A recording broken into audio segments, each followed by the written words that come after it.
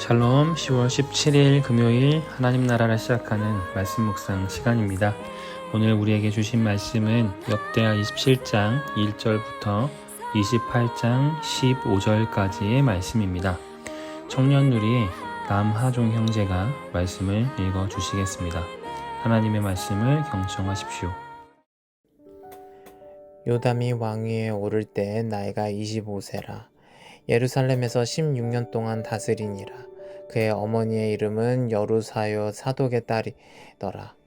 요담이 그의 아버지 우시야의 모든 행위대로 여호와 보시기에 정직하게 행하였으나 여호와의 성전에는 들어가지 아니하였고 백성은 여전히 부패하였더라.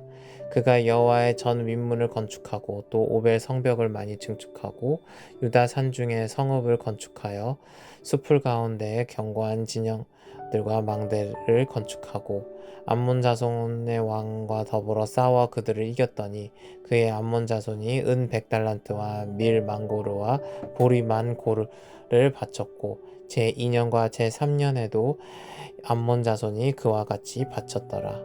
요담이 그의 하나님 여호와 앞에서 바른 길을 걸었으므로 점점 강하여졌더라.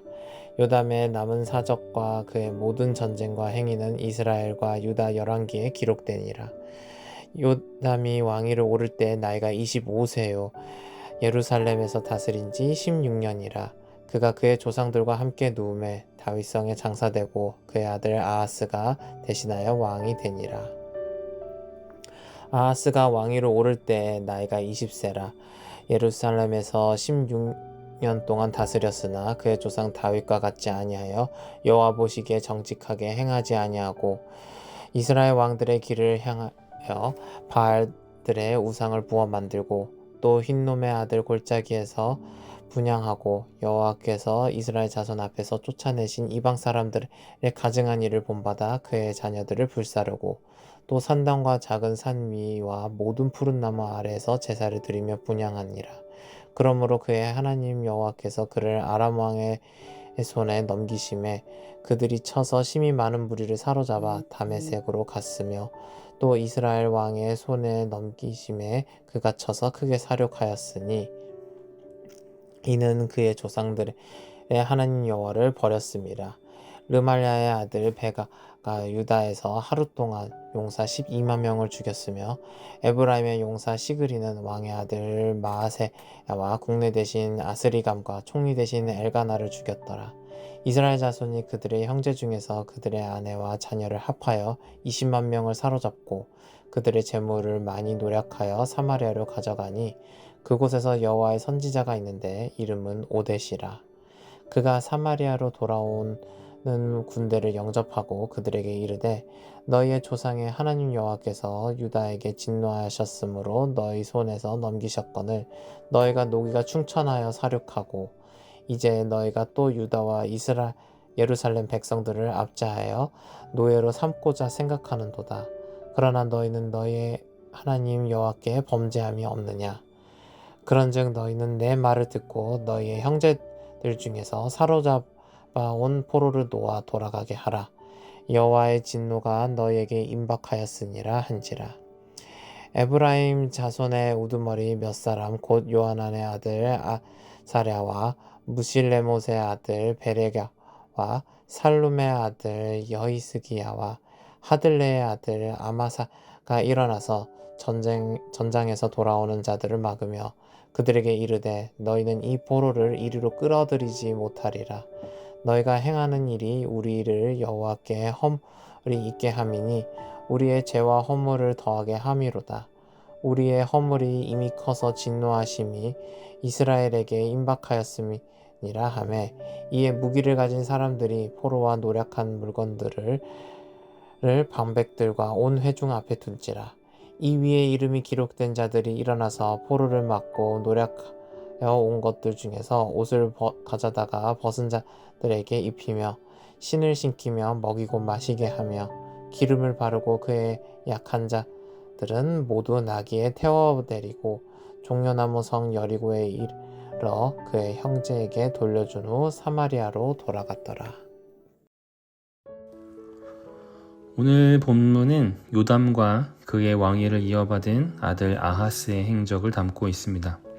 요담은 요시야, 히스기야와 같이 하나님께 칭찬받은 몇 안 되는 왕 중에 한 명입니다. 그는 16년 동안 나라를 다스리며 여호와 보시기에 정직하게 행하였다 라고 역대기는 기록합니다. 그는 여호와의 성전의 윗문을 건축하고 성전에 들어가지 않았으며 성읍, 망대, 문 등을 건축하였습니다. 암몬으로부터 조공을 받을 정도로 국제사회에서 나라를 강국으로 만들었던 인물이기도 합니다. 이에 반해 아하스는 정반대의 행보를 합니다.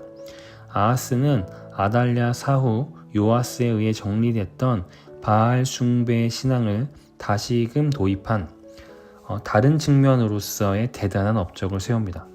여기에 그치지 않고 흰놈의 아들 골짜기에 가서 분향을 하고 하나님이 가장 가증스럽게 여기시는 자녀를 우상신에게 제물로 드리는 이방 종교의 문화를 따랐습니다. 또한 그는 북이스라엘과 아람의 침공 때 주변 강대국인 아수르를 의지해서 상황을 타개하려고 했습니다. 이렇게 상반되는 두 부자의 행보에 대해 하나님은 그에 맞게 역사하셨습니다. 6절에 보면 요담이 그의 하나님 여호와 앞에서 바른 길을 걸었으므로 점점 강하여졌더라고 기록합니다. 이에 반대로 28장 5절에 보면 아하스에 대해 그러므로 그의 하나님 여호와께서 그를 아람 왕의 손에 넘기심에 그들이 쳐서 심히 많은 무리를 사로잡아 다메섹으로 갔으며 또 이스라엘 왕의 손에 넘기심에 라고 기록합니다. 대비되는 결과를 통해 하나님은 이 세상의 통치의 주관자가 야훼 하나님이심을 드러내십니다. 누굴 의지하며 누구의 뜻대로 사는 것이 번성의 길인지를 보여주십니다. 열왕기 때도 그랬는데 역대기를 보면서도 솔직히 설교하기가 쉽지가 않습니다. 매번 반복되는 이야기입니다. 등장인물만 바뀌었을 뿐 똑같은 이야기가 계속됩니다.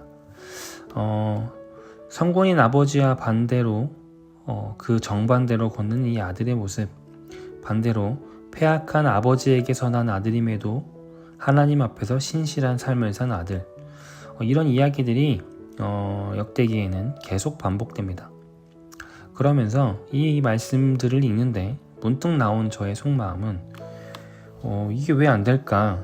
그렇게 보고 자랐으면서도 역사 속에서 어떤 결과가 주어졌는지를 보았음에도 왜 아하스는, 그리고 이 아하스와 비롯한 수많은 열왕기의 역대기에 기록된 왕들은 그게 잘 안 됐을까? 이런 좀 한심 어린 질문과 질책이 나왔습니다.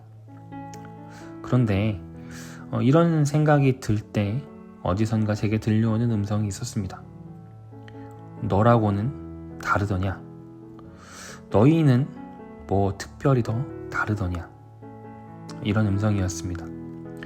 너희는 말씀으로 열왕기, 역대기, 그 외 수많은 인물들의 인생의 선택과 그 결과가 어떠했는지 내가 수없이 보여줬건만 너희는, 그리고 너는 뭐 더 다르더냐? 이런 음성이었습니다. 저기 등장하는 인물의 모습이 바로 저의 모습입니다. 그리고 우리의 모습입니다. 보고, 듣고, 읽는 건 참 쉽습니다. 반복되는 이야기고 다 아는 이야기입니다. 다른 사람의 두는 바둑에 훈수를 두는 건 참 쉽습니다.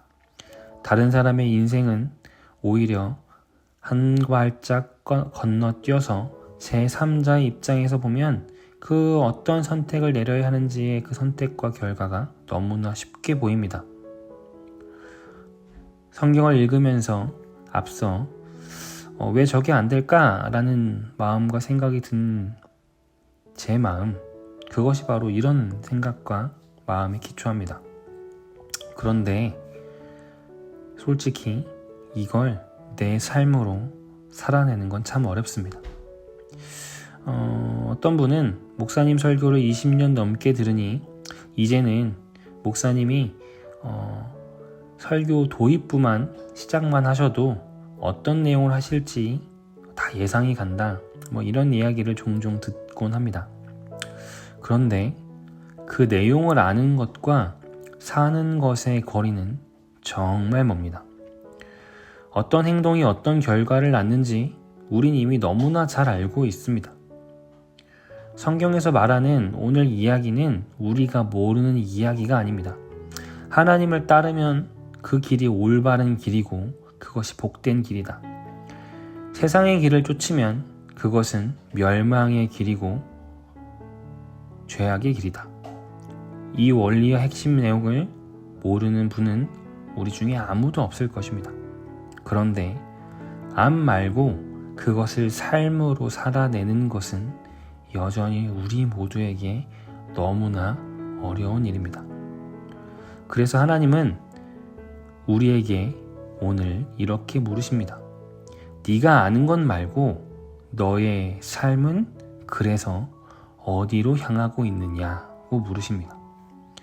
사랑하는 우신 성도님들, 우리의 그 삶이 되기를, 아는 것이 행동으로 이어지기를, 그런 용기와 믿음의 발걸음이 오늘 이 아침 우리가 구해야 하는 하나님의 은총입니다. 너무나 뻔하고 익숙한 이야기, 계속해서 반복되는 올바른 길과 잘못된 길에 대한 성경의 이야기가 오늘 우리의 가슴을 울리고 발걸음을 선택할 지혜와 용기가 되기를 소망합니다. 기도하겠습니다. 거룩하신 하나님, 주님이 보여주신 길, 걸어가신 길, 그 길을 함께 따라가는 우리 모두 되기를 원합니다. 믿음으로만, 알므로만 그치지 않고 우리의 발걸음이 주님을 따라가고 주님이 보여주신 그 말씀을 따라 살아내는 걸음이 되게 하여 주시옵소서. 예수님의 이름으로 기도드립니다. 아멘. 오늘 레마의 말씀 사연은 청년누리 남하종 형제의 사연입니다. 안녕하세요. 청년누리의 남하종입니다. 저는 오랫동안 사람들을 대할 때 어느 정도 거리를 두는 편이었습니다. 잘 다가가지 못하는 제 성격도 있었지만 깊은 인간관계를 맺어야 하는 이유를 잘 못 느꼈던 것도 있었습니다. 저는 이것이 처음에는 인간관계를 맺음에 있어서 좋은 것인 줄 알았습니다. 그저 거리를 조금 두면서 필요에 의해서만 바라고 대하는 것이 옳은 줄 알았습니다. 어쩌면 하나님을 대할 때도 저의 필요에 의해서만 대하진 않았나 생각이 듭니다.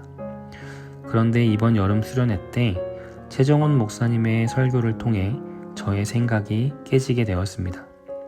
목사님은 경외함과 친밀함의 사이라는 제목으로 시편 25편과 로마서 12장을 읽으면서 하나님과의 관계와 이웃 간의 관계에 대해서 설명해 주셨습니다. 특히 나와 너라는 관계와 나와 그것의 관계에 대해 설명해 주신 것이 매우 기억에 남습니다.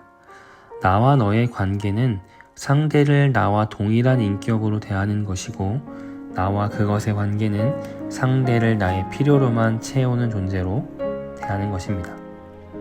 어쩌면 그동안 저는 하나님과 주변 사람들을 나와 그것의 관계로만 대한 것이 아닌가 싶었습니다.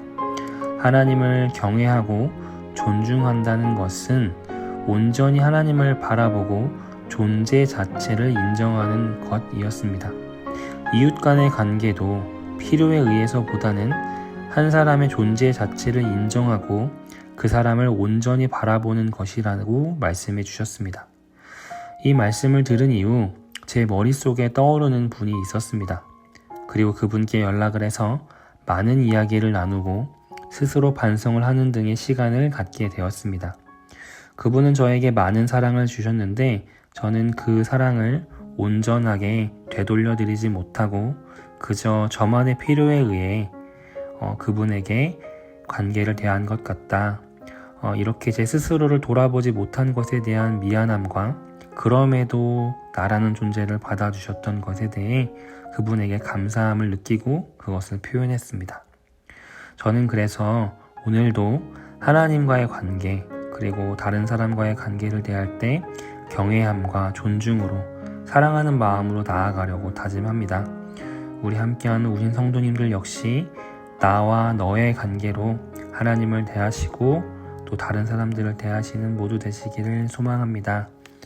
이런 사연과 함께 내겐 봄과 같아서 라는 찬양 신청해 주셨습니다. 오늘 이 찬양 들으시며 우리 오늘 더 깊은 묵상으로 나아가도록 하겠습니다.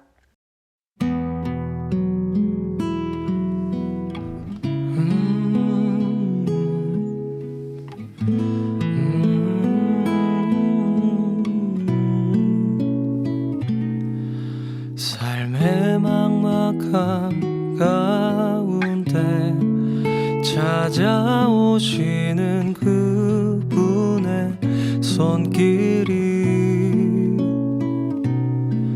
삶의 답답함 가운데 빛이 되시는 그분의 말씀이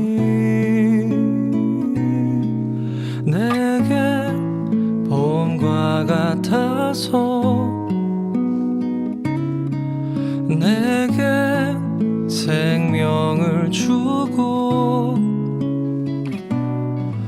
내게 신선한 바람 불어 새로운 소망을 갖게 하네.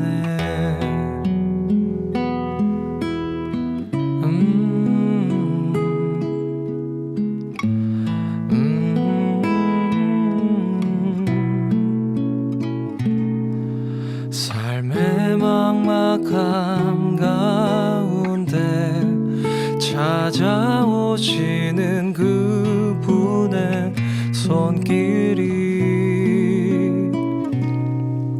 삶의 답답함 가운데 빛이 되시는 그분의 말씀이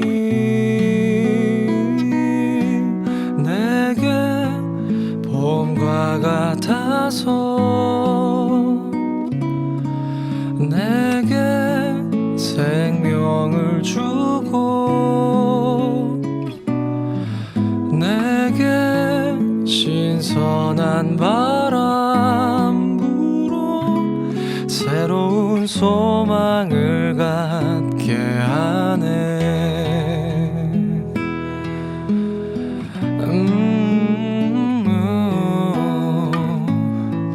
아직 추운 겨울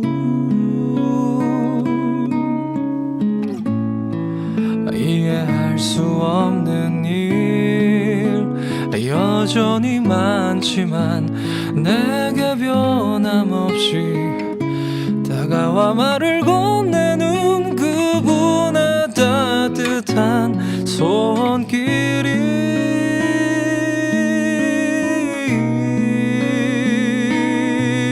내게 봄과 같아서 내게 생명을 주고 내게 신선한 바람 불어 새로운 소망을 갖게 하네. 내게 봄과 같아서 내게 생명을 주고 내게 신선한 바람 불어 새로운 소망을 갖게 하네. 새로운 삶을